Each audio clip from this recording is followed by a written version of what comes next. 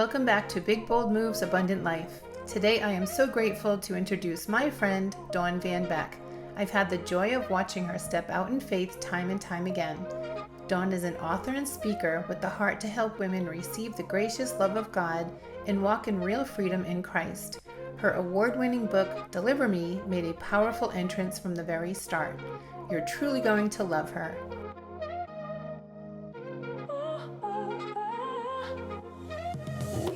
Welcome to Big Bold Moves Abundant Life. Today I am so honored to welcome my friend Dawn Van Beck. And I was doing the math and I just realized that I've known Dawn for about 16 years, which just blows my mind. And watching her journey has truly been inspiring. We've known each other for so long that I remember the days back when, and she talked about some of the things that she's doing now, and she stepped out in faith, and here she is today. She's an author, a speaker, and she helps women embrace the gracious love of God, and she walks true freedom in Christ. And that's so amazing that she is doing that with such big, bold steps. Dawn is the author of her powerful and vulnerable book, Deliver Me. And I'm going to tell you right now, we're going to give you the links to go get it because you have to read it. Dawn is the author of her powerful and vulnerable book, Deliver Me, which was released in the spring of 2025, reaching number 6 on Amazon's Hot New Releases and later winning the Golden Scroll Award for Christian Living Book of the Year. Applause there. She also has written children's books sharing faith and encouragement with young hearts as well. I can tell you accolade over accolade, absolutely. But I want to talk about the heart of Dawn. And as long as I've known her, she's been fun, she's been kind, she's understanding, and she really wants to go over and above to help others. And that is truly a testament of who she is. So I want to introduce you to Dawn. And of course, her husband, Jeff, have grown a beautiful family who now she's a grandma like me, and we get to work that new journey together. So welcome to Dawn. I'm so excited to get to hear from you and hear how we can all lock arms and support each other. So why don't you give us a little introduction yourself, Dawn, and let us know who you are and what you're doing these days. I'm so glad to be here, Lisa Marie. Thank you. And we do go back quite a ways. It's kind of fun.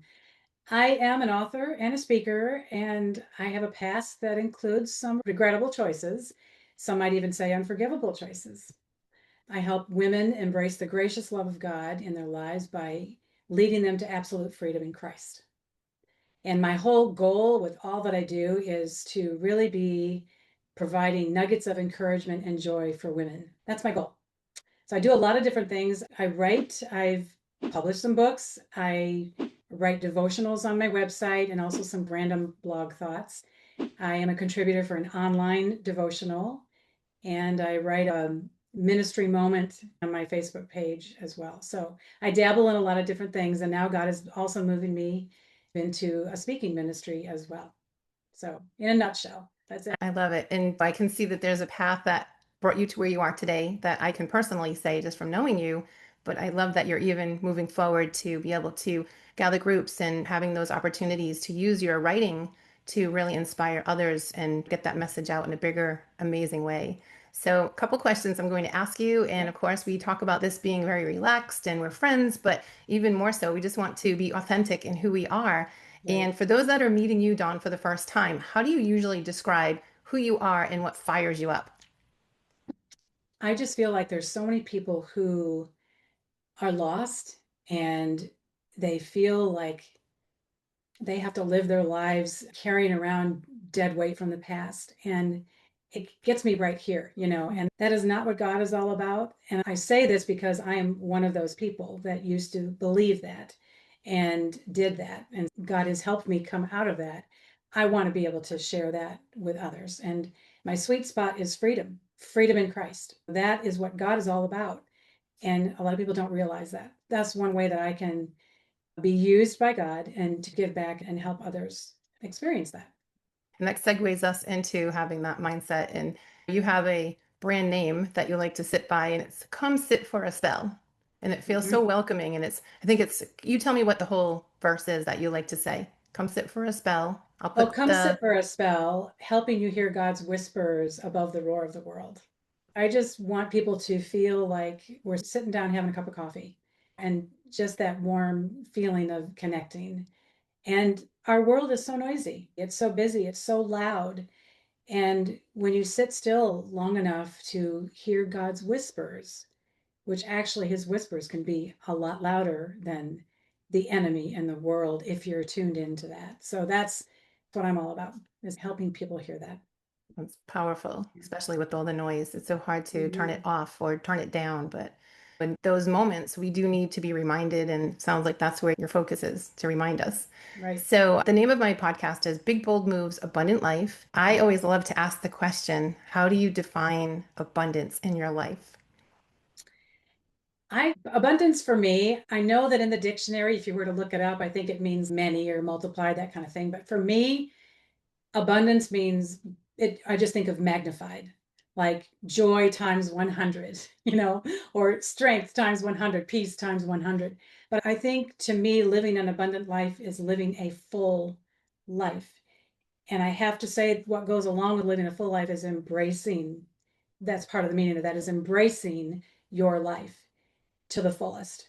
And that means the good, bad, and the not so pretty, because not everything is all unicorns and chocolate chip cookies. Life is tough, life is hard. But I believe, honestly, that because I've lived it, I've experienced it, that we need to enjoy all of our journey. All the things that make up our life is our journey. And it's not all good, but there are so many blessings. But along with that, there are lessons.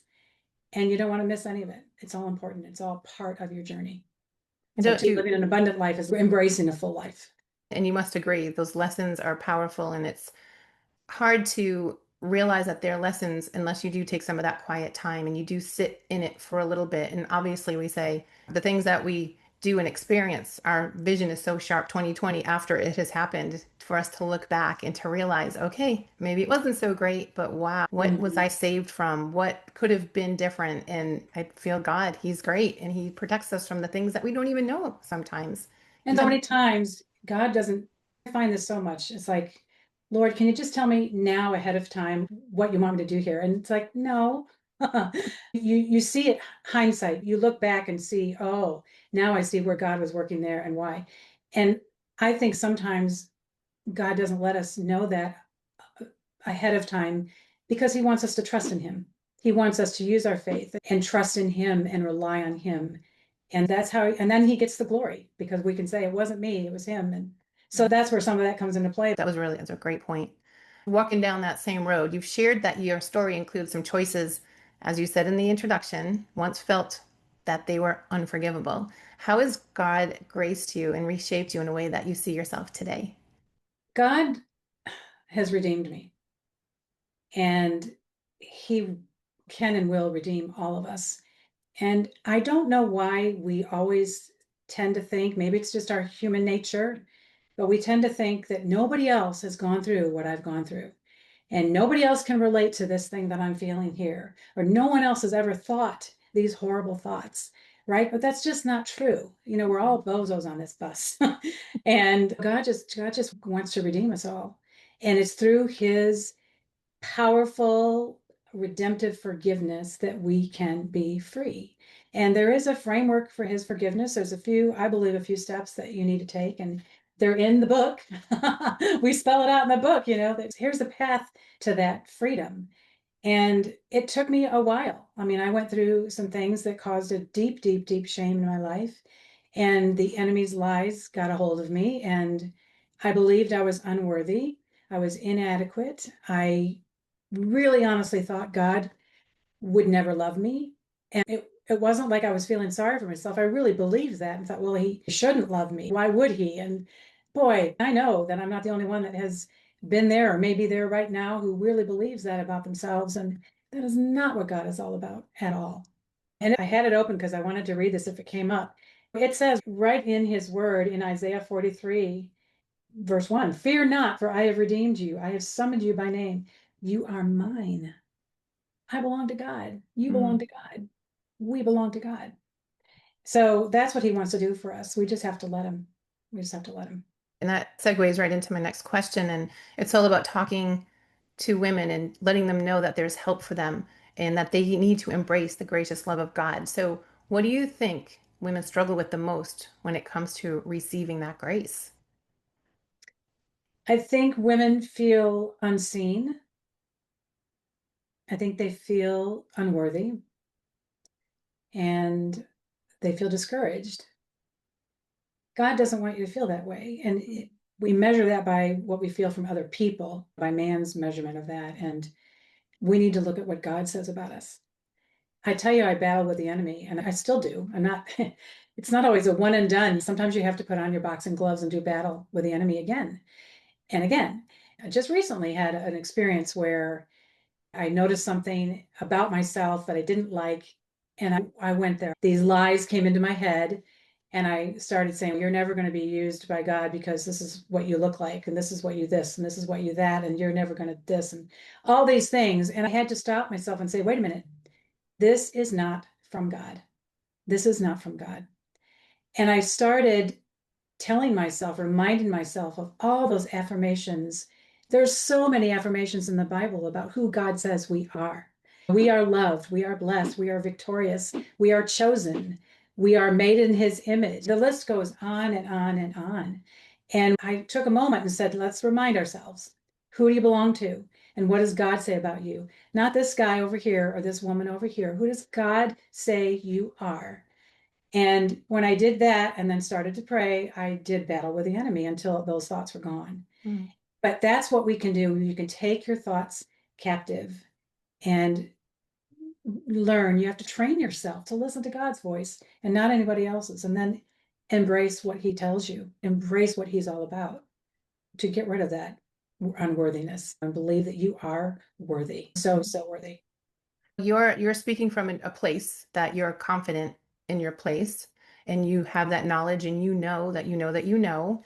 And somebody might be listening today, and the question is, was there a moment for you maybe that they could relate to or look for when your faith it shifted from knowing about God to deeply trusting him? It's one thing to know about him, it's one thing to hear about him. And we have such a diverse listening audience and such a diverse environment that we all navigate in. But to trust him, that's the question. Was there a deciding time that you can specifically say, okay, this is when this happened?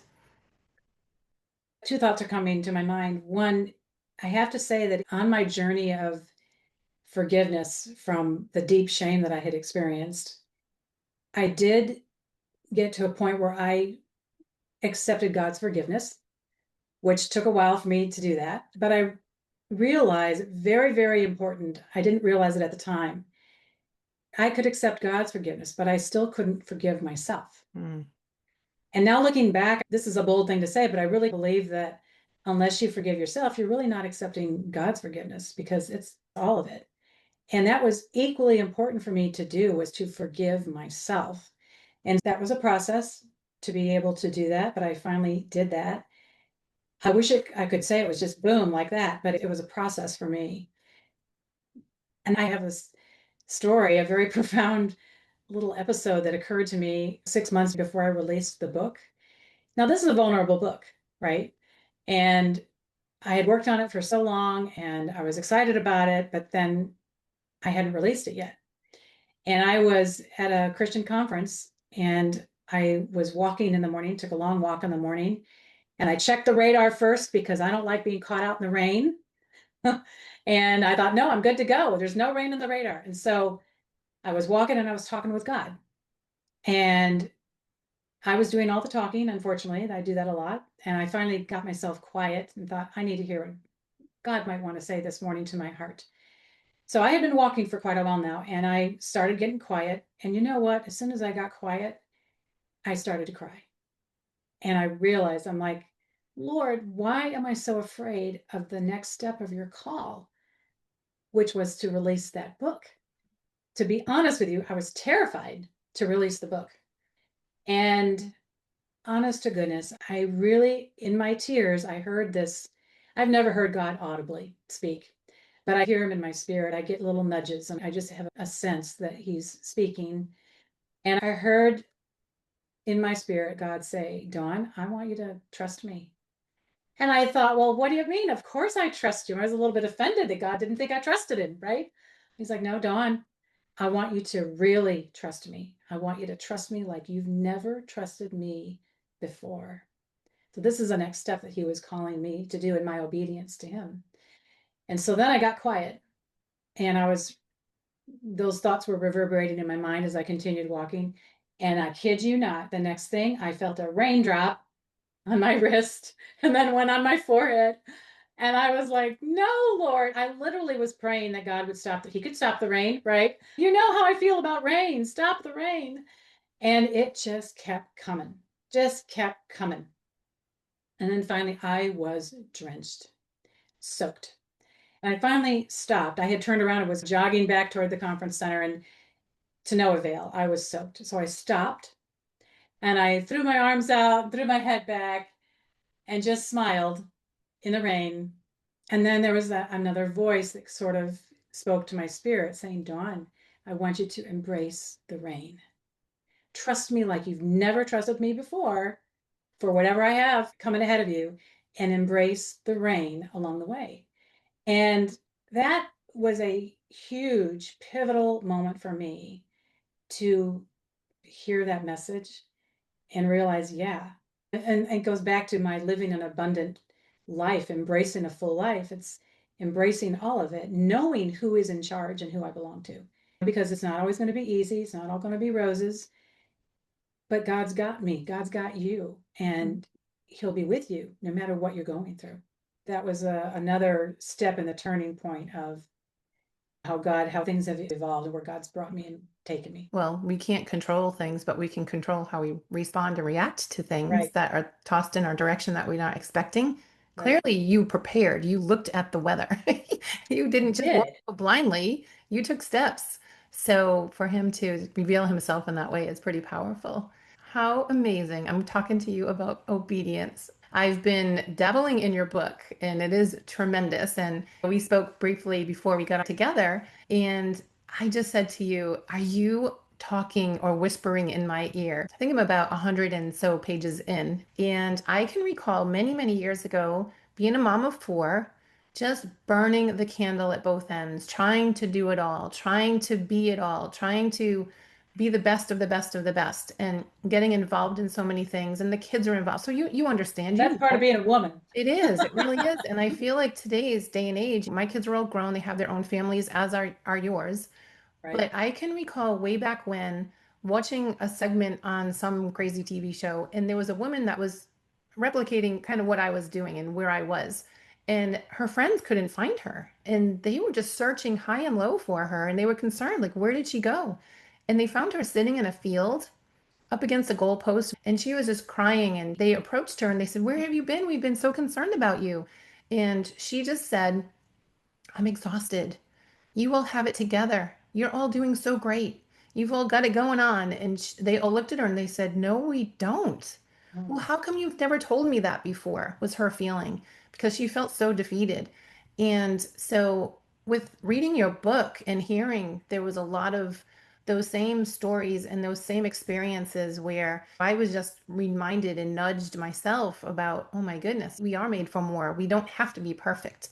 And when I look through and I see the next question that I'll ask you, the story about God nudging you to write on a family vacation, can you share a little bit about that moment? Because we got to bring some joy in the whole, oh my gosh, the angst of it all, and why you were laughing. What Well, was it? because to me it's funny. I never ever had any dream of writing a book or never knew anything, never knew how to do that, never wanted to do it, never, that was not, although hold that thought. It's funny because sometimes you'll end up doing something in your life and when you look back you realize, oh yeah, I was doing ABC and it was in line of what was ahead of me, but I didn't even realize it or recognize it at the time. Because I was an editor for a newsletter and I used to write drama sketches. And when I was real little, I played librarian. I always pretended to be a librarian and lead story time and stuff with my imaginary patrons. But I didn't think about that. So here I am on vacation. It's probably 9 or 10 years ago on vacation with my family in Colorado. And I heard that little nudge in my spirit, that little voice that I believe is God's voice in my spirit saying, I want you to write a book. And I laughed. I literally laughed hysterically. I'm like, oh, yeah, right, right, right. And I realized the Lord was serious. I thought, oh. And then the rest of that vacation, it was just wild because I was writing all these notes, all these things were flooding my mind for a plot, for characters, for a setting, all these things for a Christian fiction romance novel. And my love of writing started in Christian fiction romance, good, clean fiction romance. So I was writing all these notes, and my husband's like, "What are you doing?" I'm like, "I don't know. I don't know. I'm just writing. All these ideas are spilling through my mind." So that's what I did. And then I got back home, and I'm telling you, I was terrified. And I want to share this so that people realize that it's scary. It's scary being obedient sometimes and trying to feel like, okay, God wants me to do this. But again, it's back to letting Him be your strength and Him be the power in what you do. It's not in my ability at all. It's in God's ability. So I sat in my home office at my computer, gonna start writing this manuscript, and I just burst into tears sobbing because I was so terrified. And then I had a really powerful moment with something that I realized, okay, this is what God wants me to do. Rolled up my sleeves, started writing. And boy, it was rough. It was a really, really rough, raw draft. And for the first thing that I ever wrote to be the manuscript of a novel was wild. But I will say that I wrote that and I put it high up on a shelf for no one to ever read it. I thought, okay, I wrote it, I'm done. And then my dear, dear, sweet mother in law, who I was very close to, she was an avid reader, and she was diagnosed with a very fast growing cancer. And I thought, oh my gosh, she's got to read this rough draft before she passes. She must read this. I have to share it with her. So I did. And I told her, give me the honest truth about this. Tell me whether there's anything here, if I need to go burn it in a trash bin. And she gave me some great encouragement and said, once I got into it, it was tough at the beginning because I didn't know how to start a book. But once she got into it, she couldn't put it down. And that led me to finally, I had to get a lot of courage to talk with an established Christian author. And I don't know why I think the authors ate their breakfast differently than I did, but that's what I thought. And I finally got enough nerve to talk with somebody. And then she said, you've got a good chance of getting some things published, but you got a lot of work to do.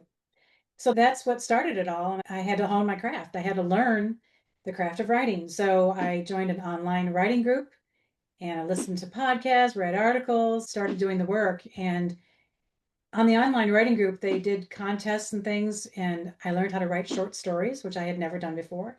Fell in love with that, and I wrote tons. I still have tons of short stories that I have not published yet.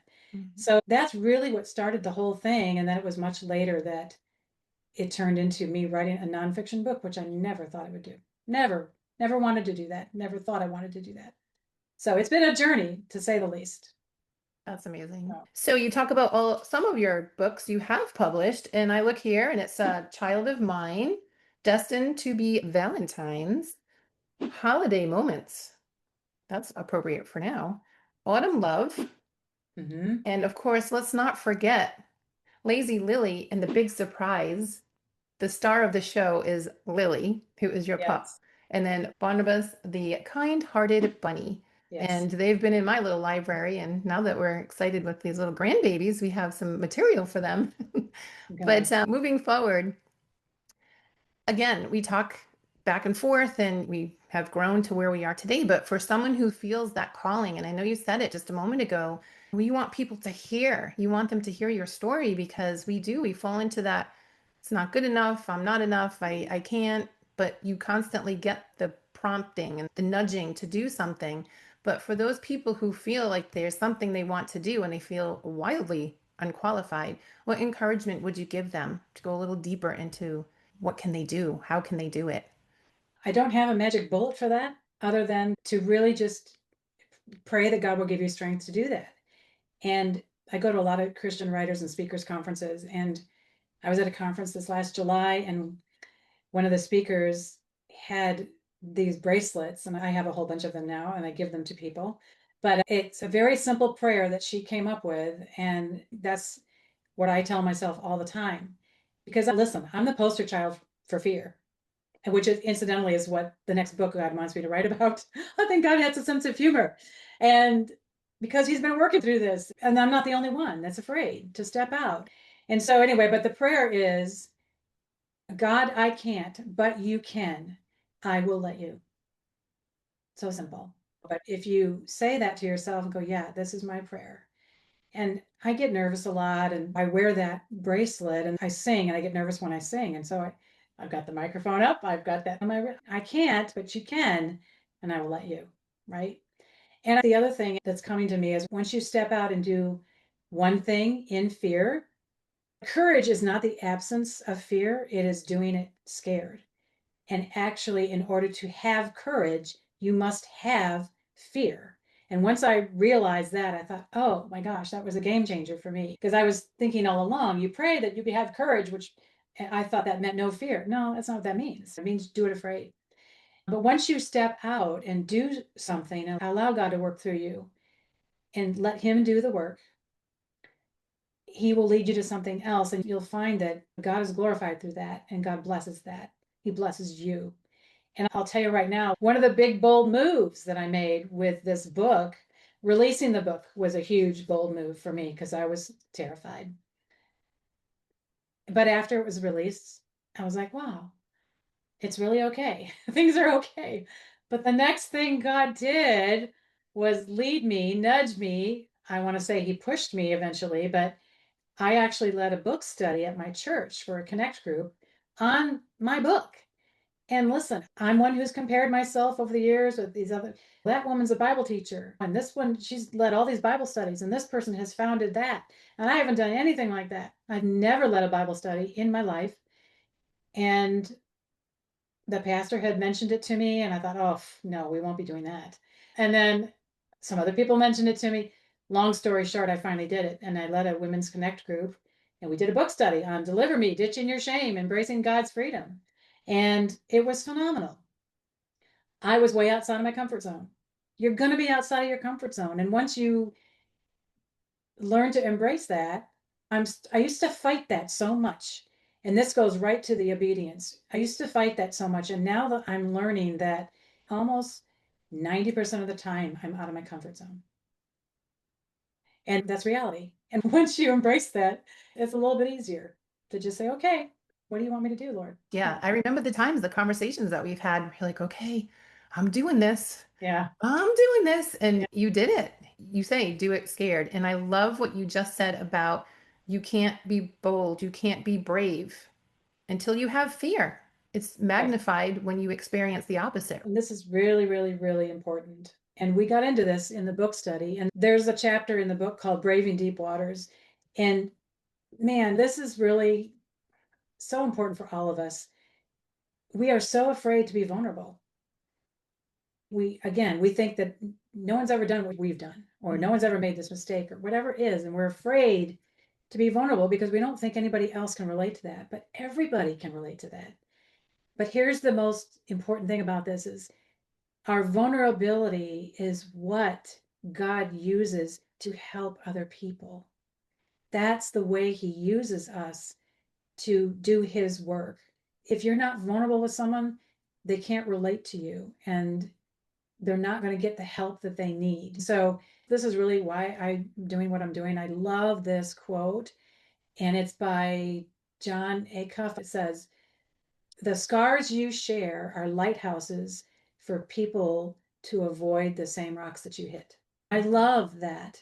That's the truth. That's why we need to be vulnerable and we need to share our scars and our stories because that's where the magic happens with transformed lives and changed hearts. So once Now, you realize that, it's like, okay, okay, let's step out and be obedient here. What does God want me to do? What does He want me to say? What does He want me to share? and I don't like to say that I'm getting older. I like to say I'm getting wiser. And I feel like we put on this hat of wisdom the longer we get to walk this earth. And so brilliant, just the way that you expressed that. And That's you'll love perfect. this being the name of your podcast. I like to say, I'm not getting older, I'm getting bolder. Getting bolder, yeah. And just when you said about that chapter, I'm in that chapter. I just either read it or I'm just in it now. And when you were there and your kids were like, "Hey, look down there, look at those big fish," and you're thinking, "Oh, it'll be a little." You look down, there's a shark. See you later. And I could just feel that because it's the unknown. And isn't that so true about life? Like your vulnerability, you're putting yourself 90% of the time in the unknown. You don't know what's swimming under you. You don't know what's about to come at you. I mean, life changes in the snap of a finger. And to be vulnerable and to have that story is really, like you said, it's really so important for us to put it out there so that others can know that you are real, you are authentic. You're not sitting up on a pedestal somewhere, unreachable, unspeakable. And I love that the conversation through the whole book is really authentically who you are. But oh my gosh, talk about vulnerability. We're not going to go into every detail because people have got to get the book in order to experience it firsthand. Because when we get into a group and we start talking and say things, it triggers other things in our mind. And I feel like that's what your book is. Even though it's individual, I'm reading it by myself, it's snapping individual memories and thoughts in my mind. The other thing I thought when I was reading through the book, and I've done many Bible studies before, I'm thankful and blessed to be able to be a teacher at Prodigal Daughters, which is a nonprofit here in our community. And to be able to sit in front of them, I do work with local authors sometimes. And one of the other girls wrote two books, and we're going through her second book right now. And she put together a whole Bible study for it. So we get Mhm. to see her little videos that are so beautifully done. Yeah, And yeah. I envision that for you with this book. And let me talk about the logistics and the actual physical book itself is beautiful. It is text on white paper with black lettering, but it's done so eloquently and beautifully with the different page breaks and chapter breaks and the fonts that you've used. It really is something special. It's a step Yeah. above. I'm very So grateful for the people that I worked with to get this published, and my author, my coach and editor and her beautiful. team, and I was really thrilled. Yeah, Yeah, it's humbled. a beautiful reflection. So the next question is about the book. When the book hit number 6 on Amazon and later won the Golden Scroll Award, how did the affirmation feel after taking such a vulnerable step? So humble. I mean, the Mm, Amazon, and that was at the beginning when the book first hit, and it was so exciting during the book launch and hitting number 6. It's like, oh my gosh, it's in the top 10. I wasn't expecting that at all. But later on, winning the Golden Scroll Award, I was in a category, it was a humongous category, the Christian living category. And it was a huge category with many, many, many, many people that were standing to win an award. And several of them were my mentors. There were people that have written dozens and dozens of books, and they mentor little old me, and I win an award. It's like, wow, in the same category that they were in, and I won the award. I won third place. It was first, second, third place for the Christian Living Book of the Year. So it was very, very humbling and exciting, and felt like, wow, go God, how great is this? We accomplished this. So it was neat. It was really cool. he met you on the other side of that bold move. Like Yeah, you said, trust me, bigger and better than you ever could imagine. yeah, Isn't that the way? yeah. So you intentionally share nuggets of encouragement and joy online. Mhm. Why do you think small, gentle encouragement matters so much right now? Because we forget all the time. I forget all the time that I'm a child of God. God's got me. And because life is chaotic, it's hectic, it's stressful, and the enemy knows what buttons to push and he does it. And so it's very easy to get off track and not remember what to do or how to keep things at bay and keep your peace. And we need to remind each other, we need to help each other. Here's what it means to have God's peace. It doesn't always mean to be sitting in a quiet place. It's a state of being that comes from clinging to Him first in whatever you're going through. It's important to have moments of joy, and it's important to just encourage each other. This life is tough. John 16:33 says, in this world you will have trouble. Jesus said it himself, you will have trouble. Life is hard.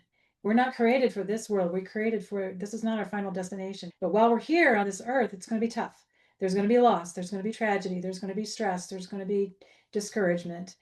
And it's going to be tough. But take heart. I've overcome the world, he said, which means we have someone we can cling to and hang on to who walks beside us and with us through anything that we go through so that we can make it.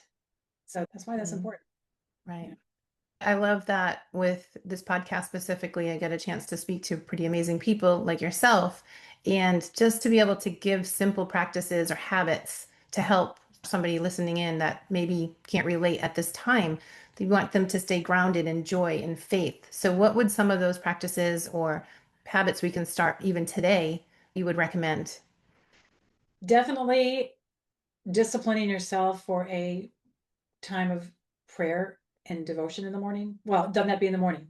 Whenever you find the right time is for you, but I would say daily, definitely. For me, I think it's important to do that before I do anything else in my day. I like to ask God to order my steps for today, Lord, so that He will be the priority and He will prioritize what I do, where I go, what happens along the way, because I also want to be open for opportunities for ministry.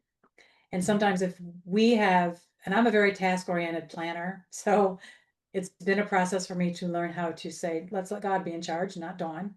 And so that I can go with whatever He wants me to do and be flexible with where He wants to take me that day.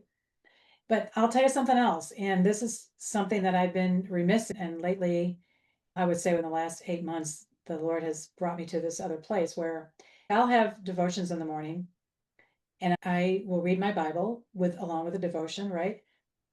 And then have a time of prayer. But I was at one of the conferences that I was at. God does so much with me when I go to these conferences. And I had my agenda highlighted in yellow with what I wanted to do and where I was going to go, the classes I was going to take. And I don't deviate from my agenda very often. And I was getting ready to go to the next class that I was going to take. And I felt that voice say, no, I want you to go to this other class over here. And I thought, well, I don't want to go to that class. That class isn't for me. That class was about teaching scripture with confidence. Well, I've never taught scripture. I'm not a Bible teacher. I'm not a Bible leader. And I thought, why would I go to that? But no, that was the one I was supposed to go to. So I went and I ended up in tears at the end of that class because I was like, okay, Lord, I get it. I get it. And in a nutshell, I could say so much about that class, but in a nutshell, it was really about studying God's word. And I realized I was in the Word. I read the Word every day because I had devotions. I wasn't studying it the way God wanted me to study His Word.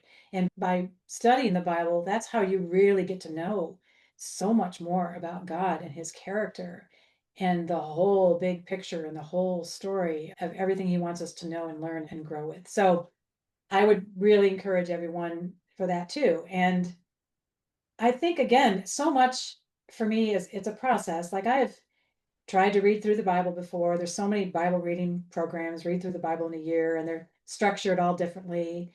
And I went back and I said, okay, after I went to that course that I wasn't going to go to, I I said, okay, we're going to do this. We're finally going to read through this whole book. And I'm starting from I'm not following any plan. I'm just going with what God's leading me to do. I'm starting from the beginning and just reading chronologically through the Bible.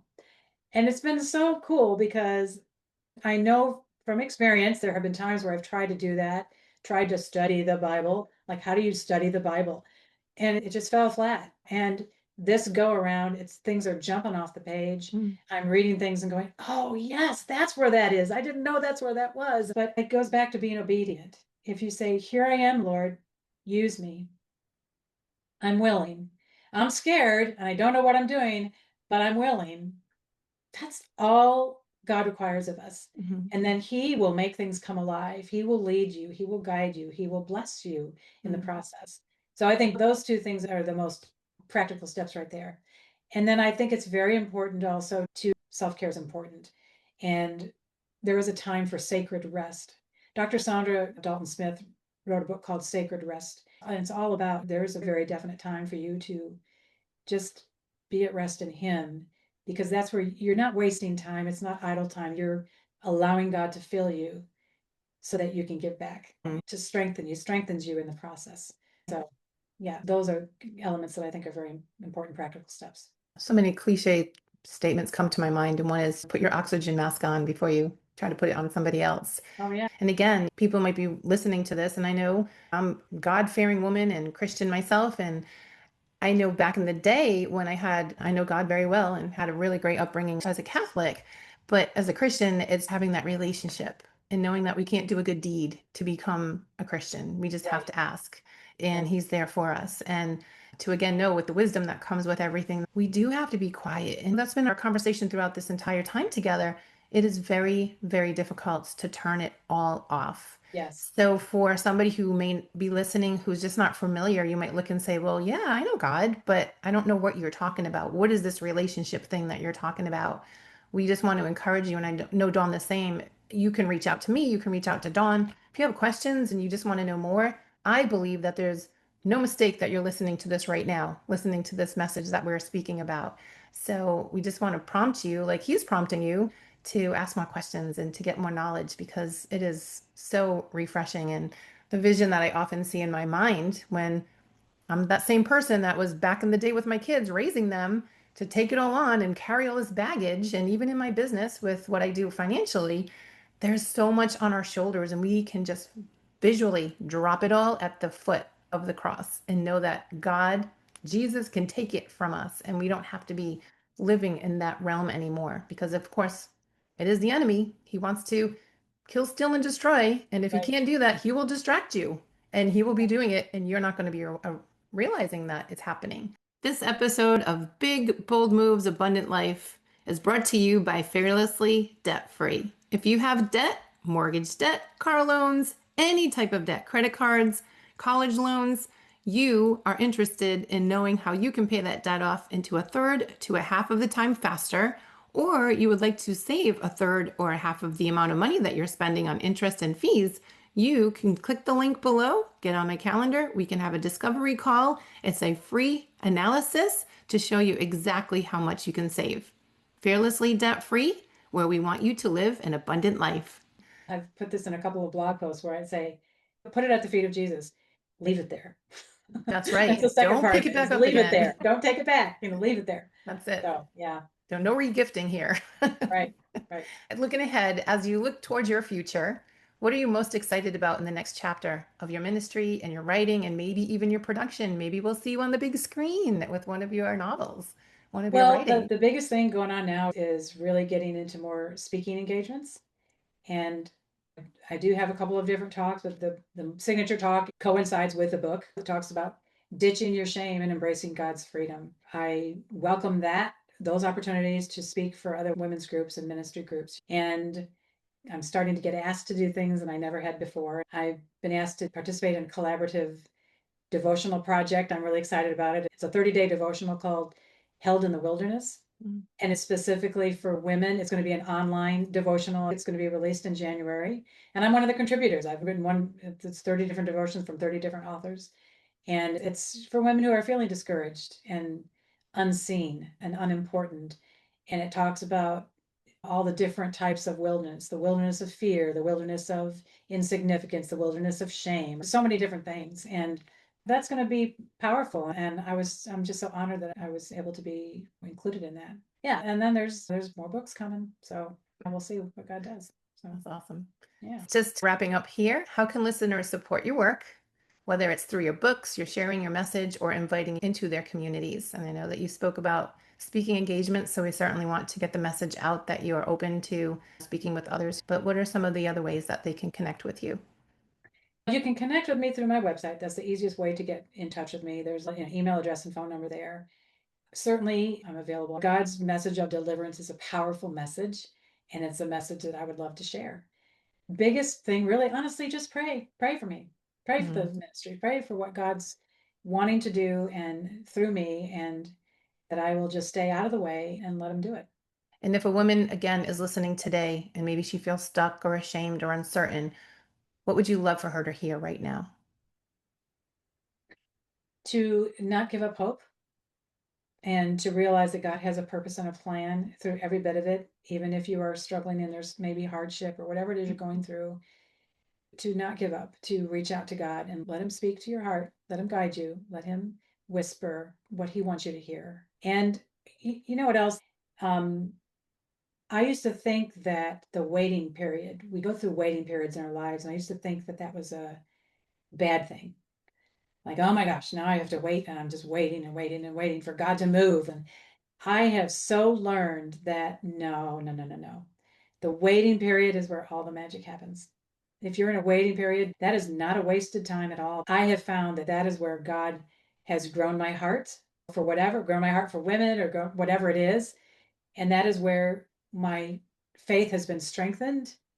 And that is such an important place to be. So don't regret the waiting period, embrace it because it's there for a reason. And it's actually, I think, the way it's supposed to be. And we don't ever really arrive.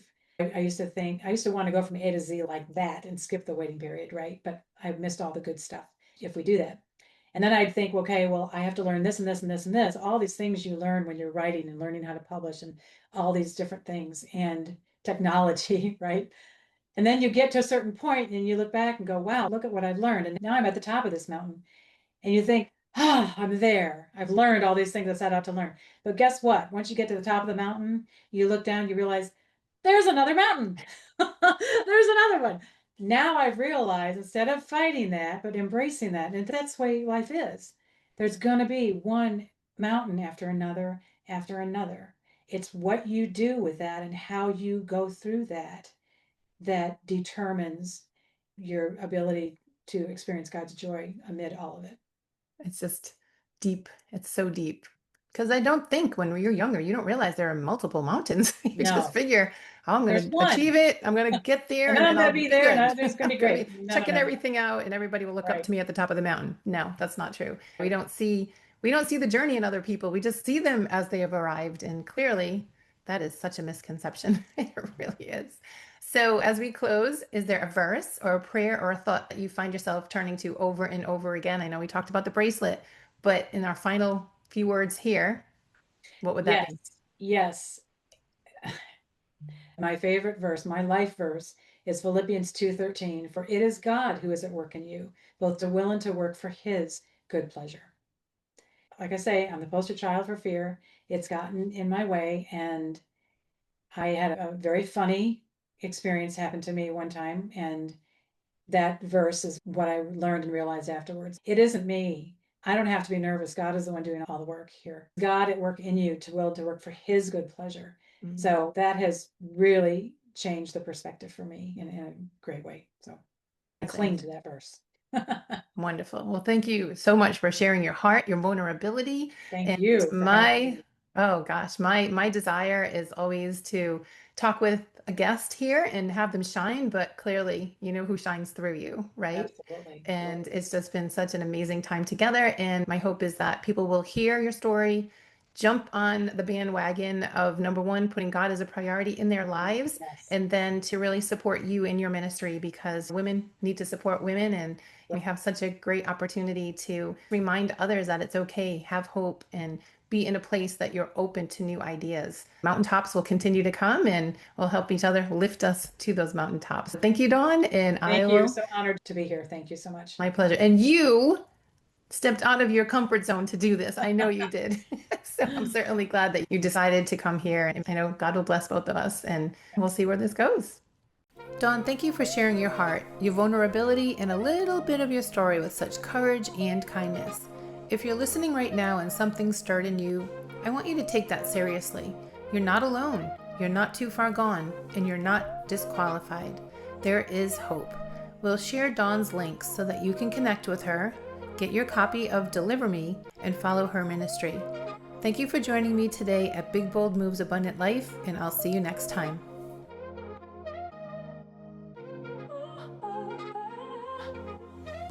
We've all been there, feeling stuck in the grind, chasing that freedom we're aching to find. But what if the answer was clearer than you knew? With numbers and strategy, we'll walk you through. No more shame, no fear inside. We're turning pressure into power and fight. From paycheck to purpose, we rise above. This is your moment, it starts with self-love. Big bold moves, abundant life. Fearlessly debt-free, we're doing it right. Cutting through the chaos, clarity shines. Wealth on the horizon, it's finally times. Strategy strong and direction clear. Let's build a future without the fear. You're not alone, we've got your back. Rewriting your story, getting life on track. Your money, your terms, your freedom to claim. Enjoy this journey, no more of the same.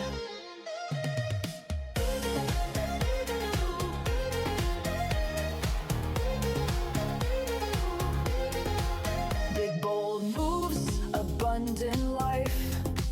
We're turning pressure into power and From paycheck to purpose, we rise above. This is your moment, it starts with self-love. Big bold moves, abundant life. Fearlessly debt-free, we're doing it right. Cutting through the chaos, clarity shines. Wealth on the horizon, it's finally time. Strategy strong and direction clear. Let's build a future without the fear. You're not alone, we've got your back. Rewriting your story, getting life on track. Your money, your terms, your freedom to claim. Enjoy this journey, no more of the same.